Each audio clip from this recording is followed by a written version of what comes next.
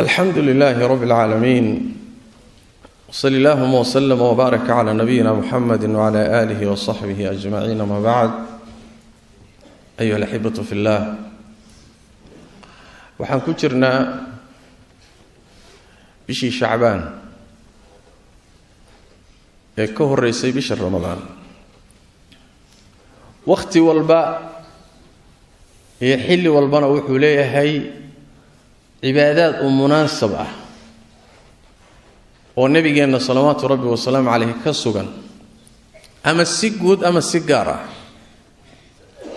bishan cibaadaad fara badan bilihii kale kula mid tahay, laakiin nabigeenu salawaatu rabbi wa salaam alayhi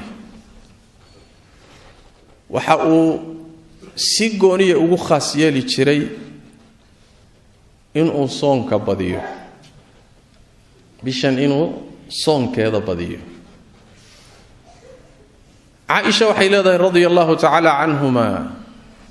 ma arkin nabi Muhammad sallallahu alayhi wasallam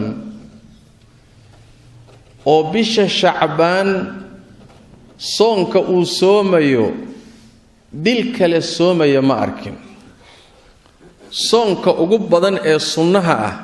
bisha Shacbaan buu nabi Muhammad soomi jiray bay tiri salawaatu rabbi wa salaamu alayhi. xadiidka riwaayo kale oo tiisa waxay leedahay Aisha radiyallahu ta'ala anhuma, nabigu bisha Shacbaan oo dhan waa wada soomi jiray.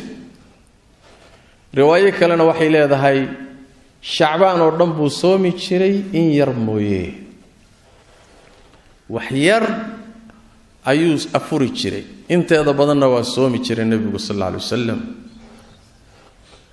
xadiid kale oo Aisha ay warinayso sunan Abi Daawud ku yimidna waxay leedahay nabigu salawaatu rabbi wa salaam alayhi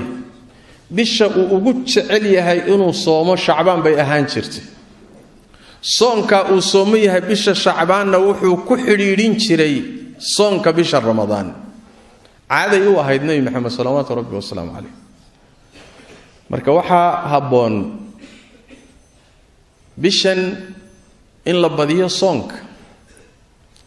لأن سيدة النبي محمد صلوات ربي والسلام عليه هذا أركته إسقى عبادة ملك خاص يليه، أما وقت يدا كم إذا عبادة خاص يليه، أما طول كمل كم إذا عبادة خاص يليه، حلقة أما طول كاس عبادة علاقة خاصة كدحيس. حكمة باكو شرطة ما شرطة وحلا إلى هذا شارعة الله تبارك وتعالى رسول كيس صلوات ربي والسلام عليه إني وقت عبادة إسلاف في رصدان،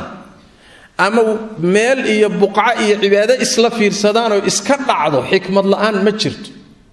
حكمة باكو شرط وبيشن وحل الصومي والنبي قصون كأوبدين شري صلوات ربي والسلام عليه. حكمة باكو شرط، حكمة قار كم إذا النبي قاتل المامي صلوات ربي والسلام عليه وعائشة وحي ويديس رسول الله يو بيشن محاد صون كأوبدي ساعة.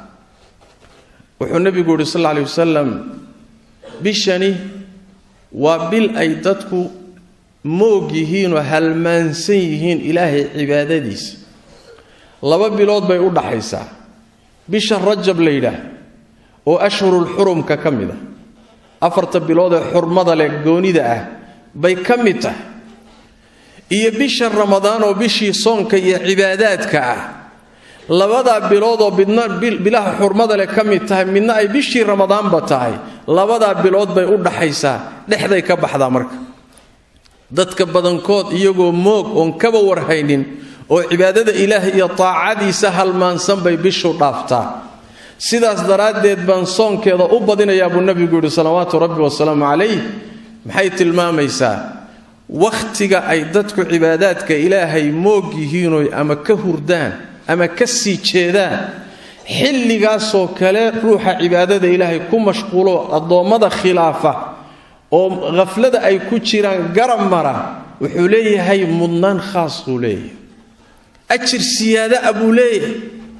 maxaa yeelay waa xilli la wada halmaansan yahay, asaga ku baraarugsan oo dadkii ka dhaxbaxay.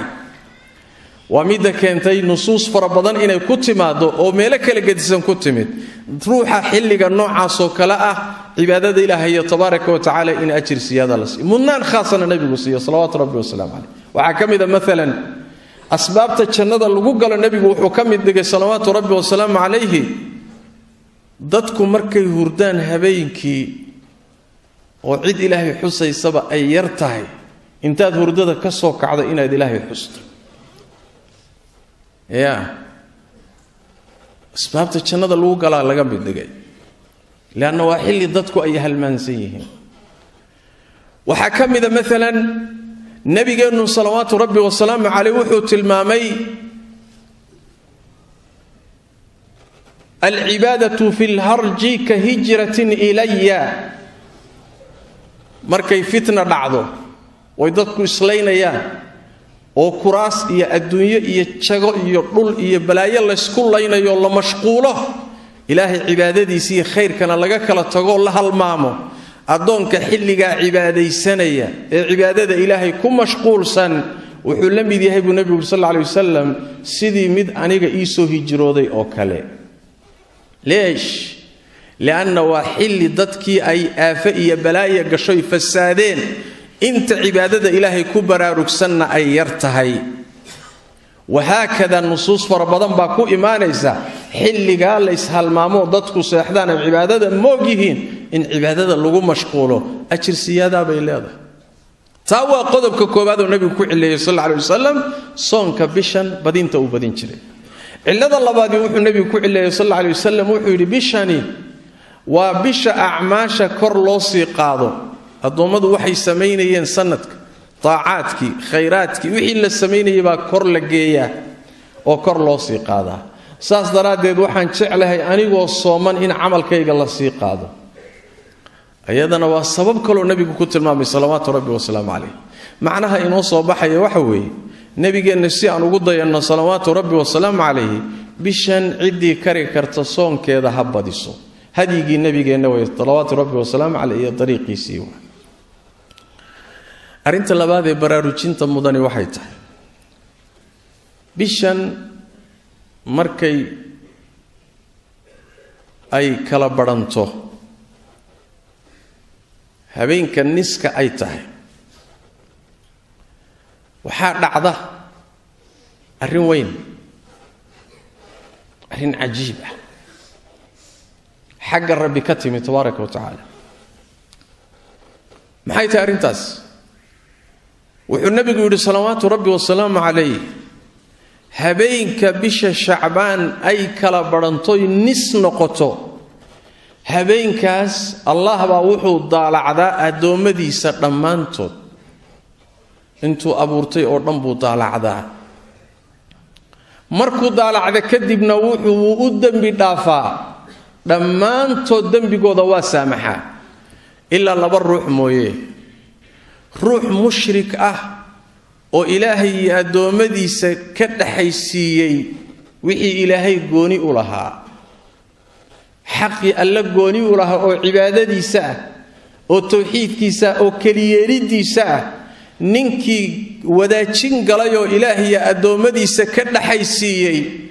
kaasi ilaahay marna u dambi dhaafi maayo waatan quraanku tilmaamayo إن الله لا يغفر أن يشرك به الله مردافو إن إساقا يأدومدي سوحل وداتي والله يسوقو دارو إلهي خلق جيسا وحا أقوني دا إن أقول لي حسو والدنب إلهي اللقاقلو كأقويوي الدون كان وحو كينا يا إن الدنب قاقا هبيراتي إلا السامحين آخرنا وحو كينيا إنay jannadu xaraan ka tahay naarna aad ku waarayso saas daraadeed mushrik ilaahay habeenka u dambi dhaafi maayo kalabaadeen loo dambi dhaafayni wax weeyaan waa mushaahin waa uqdad low waa xiqdile ruux xiqdi iyo nacayb qalbiga ugu haya ruux muslim ah asagana loo dhaafi maayo waa cajiib mushrika garanaya kan uurka ka jiran ee muslimiinta colaada u haya ama xiqdiga u haya ama u xanaaqsan maxaa lagu maagay sababtu wax weeyaan u fiirso meesha la geeyay isagii iyo mushrigii baa isla isgarab dhigay waa la fogeeyay waxaan meesha ka fahmaynaa ilaahay tabaaraka wa tacaala dambiyada laga galo kuwa ugu waaweyn waxaa ka mid ah inuu qalbigaagu jiran yahay oo uu jiran yahay dadka ilaahay adoomadiisa ee mu'miniinta ee muslimiinta ah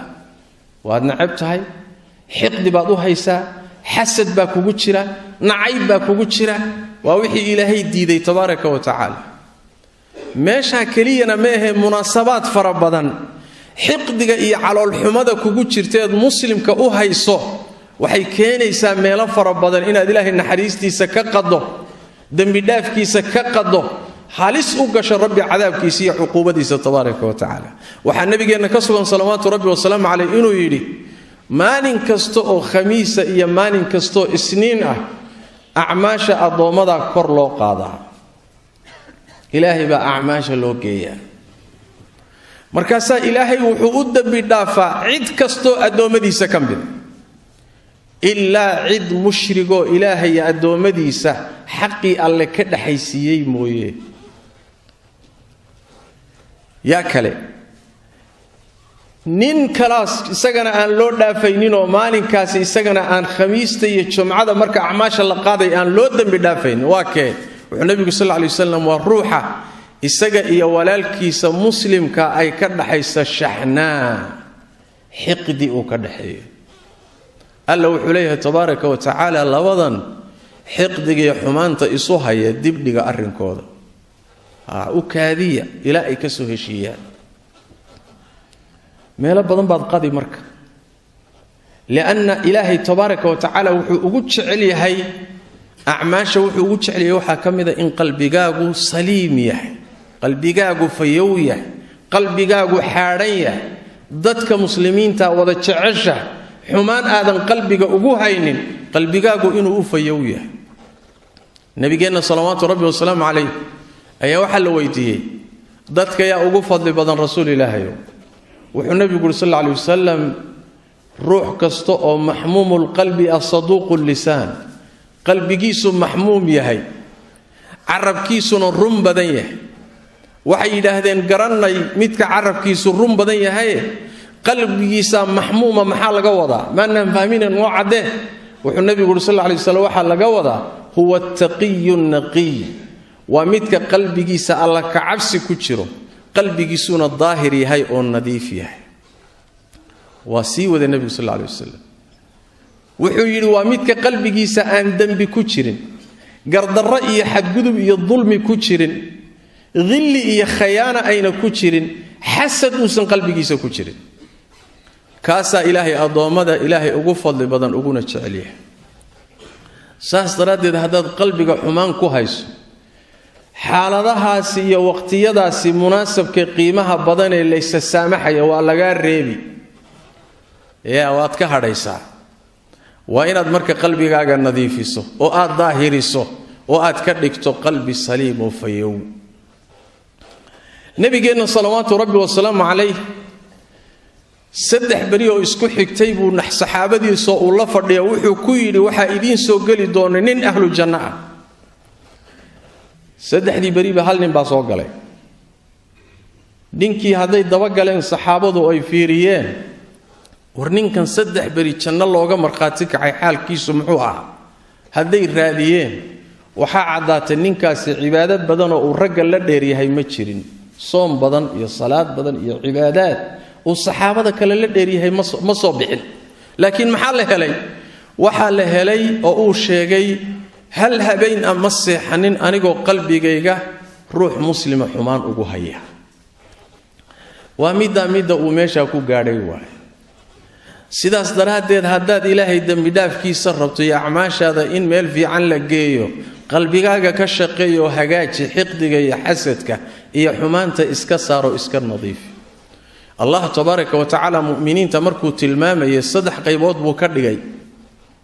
fi suurati al-hashr qaar waa muhaajiriin qaarna waa ansaar qaarna waa qolada saddexaad oo tilmaantan la siiyo walladina jaa'u min ba'dihim labada gadaashooda kuwa yimid ee mu'miniinta damba ah ee dib ka yimid يقولون ربنا اغفر لنا ولإخواننا الذين سبقونا بالإيمان وحيدها يا ربي ونود بداف أنك إيا ولا لها نجي نوجه الري إيمان كنود بداف ولا تجعل في قلوبنا غلا للذين آمنوا قلبك أنك الله حقدها قليني حقدي أنوها إنه ضدك مؤمنين تا إله قلبك هنجا قليني marka xiqdi haduu qalbigaaga haysto dib kugu filani waa ku hayaa dib in kugu filani waa ku haysataa aimada salafka ridwaanullaahi calayhim qaar kamida waxay ku fasireen xadiidkaas uu nabigu sallallahu alayhi wasallam habeenka shacbaan ay kala baranto ilaahay waa u dambi dhaafaa adoomadiisa ilaa mushrik iyo mushaahin mooye aimada salafka qaar kamida waxay ku fasireen mushaahinka waxa laga wadaa waa ninka saxaabada nabiga sallallahu alayhi wasallam uqdada iyo nacaybka u haya sida imaam awzaa'i alayhi rahmatullah ku fasiray waxaan shaki ku jirin xiqdiga kugu jira dadka aad u hayso sida ay ilaahay ugu kala dhow yihiin buu dambigu u kala weyn yahay dad xiqdi iyo xasad iyo nacayb loo qaado waxa ugu daran uguna dambi weyn saxaabadii nabiga sallallahu rabbi wa sallam alayhi lianna waxay ahaayeen awliyadii ilaahay doortay ummadda nabi maxamed ka xushay saabiqiintii bay ahaayeen ardadii nabi maxamed bay ahaayeen kuwii quraanka iyo sunnadaba lagu amaanay lagu taskiyay bay ahaayeen kuwa markaad xiqdi iyo xasad u qaado shaki ma laha haddaadan gaal ahayn inaad dambiile xaqa aad uga foginaata maxaa yeelay ilaahay tabaaraka wa tacaala quraanka kariimka wuxuu ku sheegay markuu ka hadlay saxaabadii nabiga iyo siday nabiga u garab istaageen u xoojiyeen ay dhinacyaha uga galeen oo diinta u xoojiyeen allah wuxuu yiri tabaaraka wa tacaala liyaghiidha bihimul kuffar gaalada in lagaga xanaajiyo oo ciil la bado daraadeed buu Allah saa u yeelay ninka xanaaqsan ee ciilkii cadhada u haya saxaabadii nabiga sallallahu alayhi wasallam aayada waxa laga qaadanayaa inuusan muslim ahayn aymadii salafka qaar kamidana saa u daliishada ridwaanullaahi calayhim sidaas daraadeed saxaabada inaad cuqdo u qaadaay mas'ala sahlan ma aha cuqdada iyo xiqdiga la qaadato ugu culus waxa soo raaca aymadii salafka ridwaanullaahi calayhim ardadii saxaabado taabiciintii kuwii ka dambeeyay aimmadii saddexdii qarni culimada muslimiinta sunnada u taagan ee diinta faafinaya kuwaas ugu daran inaad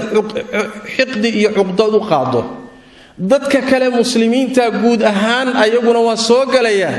maxaa yeelay nabigu ma kala qaadinta salawaatu rabbi wa salaamu alayhi laakiin way sii kala culus tahay saas daraadeed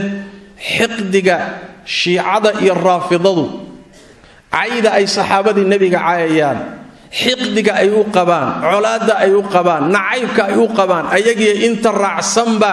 شك ملها إن أي جليان حديث النبي صلوات ربي وسلامه عليه فيغفر لجميع خلقه إلا لمشرك أو مشاحن ضد إلهي دور تمركز هذه يكون مشغول شو شغال كديقته يا من عاد لي وليا فقد آذنته بالحرب بأله تبارك وتعالى أولياء الروح لا عليتما أنا قاعد دجال إعلامية هكوت لقى الدجال كيجا صحابة النبي قال نينك كم مشغول سنة لقى كري لا يعني دجال ربي تبارك وتعالى أيو كتشرا نين إلهي دجال لقى لنا شك ما لها إنه صن مرنا بالرينين أو لقى أتكاني أو إلهي تبارك وتعالى الدنيا آخرة عقابها يو عقوبة الربي عذاب كيسينه هل السكوت مسلمين تمركها كان نبض قلين قلبي جانا أوفر يا يوم لا ينفع مال ولا بنون إلا من أتى الله بقلب سليم سلوكو قدام الدفوادن هذه مصلحة هذه عافيتك سامح والكاظمين الغيظ والعافين عن الناس والله يحب المحسنين هذا عري سنتور نبقى دريمه يسقر صدب كاغا عرض هذا علي دتك ليسك سامح وعافي ألا تحبون أن يغفر الله لكم يا أبو بكر الصديق رضي الله تعالى عنه وأرضاه مركو كحناقي نينكي مصطح بن أثاثة يا مركو كحناقي وعائشة دتكي كبين أبورتي كقيب قلي وبين تفافيين أبورتك كدبنا ويري دب دم إننا مصروفين قرابي أهاي إلهي آيات نزود تبارك وتعالى ولا يأتلي أولو الفضل منكم والسعة أن يؤتوا أولي القربى والمساكين والمهاجرين في سبيل الله وليعفوا وليصفحوا ألا تحبون أن يغفر الله لكم ورمي إذا انشعلين إن إلهي إذين ضافوا إذين سامعوا جوابتوا ها وانشعلنا إلهي أدومدي سامحا عفية قلبك أفرا ونصيحية مسلمين تجعلوا متك قلوع سنة دنبك كلي دنبك يسنع لكن إساقها النعل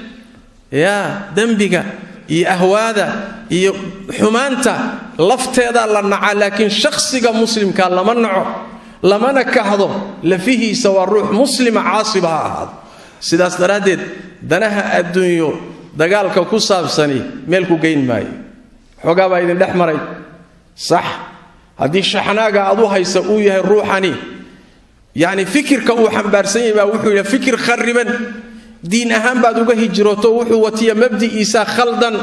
تاسوا مسألة كلام لكن واحد ضد قال سنتود وحناق سنتود ونعبتها والدنيا كرسي با إذن دحمري حولا إذن دحمري وحوقا با إذن دحمري تاميا شحناقة نوعا سلما أقولا سأسترادين سي أنشانس كان يوقف إليسنا وهبين ندن إنو قسو آدم ويبش شعبان إن النس نقطه وهبين ندن إنو قسو آدم قلبك وقتك يرى الله وان انت كشقيسيسو ظاهري ونظيف ان شاء الله تعالى سي الهي قلبك وطالعده كدبنا لو قدام بدافه باذن الله تبارك وتعالى او دوغ من نقطه ددك الله سامحيو هبينك باذن الله صلوا وسلموا على خاتم الانبياء والمرسلين اللهم صل وسلم وبارك على عبدك ورسولك محمد وعلى اله وصحبه اجمعين وارض اللهم عن الصحابه والتابعين وتابعيهم ومن تبعهم باحسان الى يوم الدين اللهم انا نسالك الهدى والتقى والعفاف والغنى ربنا ظلمنا أنفسنا وإن لم تغفر لنا وترحمنا لنكونن من الخاسرين اللهم يا حي يا قيوم برحمتك نستغيث ردنا إليك ردا جميلا